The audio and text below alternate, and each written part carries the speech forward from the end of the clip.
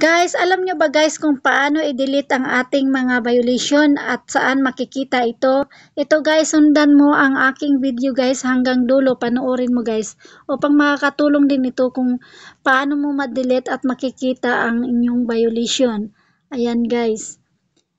Nakikita nyo guys yung menu, may tatlong guhit sa baba. I-click nyo lang yan, ayan. Tapos guys, scroll up nyo lang. Tapos itong support inbox guys, i-click nyo lang yan. Tapos may nakalagay dito na report about others at saka your alert. I-click mo yung report about others. Ayan guys, no violation kaya mabuti naman malinis ang ating profile account. Tapos, check mo ulit yung arrow, balik ka dito, i-click mo naman yung alert guys. No violation. Ibig sabihin, pag check yan guys, no violation nakalagay, wala kang violation. So, malinis ang ating account. Pag sa inyo guys, kung pag-click nyo doon sa your alert at mayroong violation, click nyo lang ng click hanggang mababasa nyo yung delete guys. Madidelete nyo na yung mga violation nyo guys.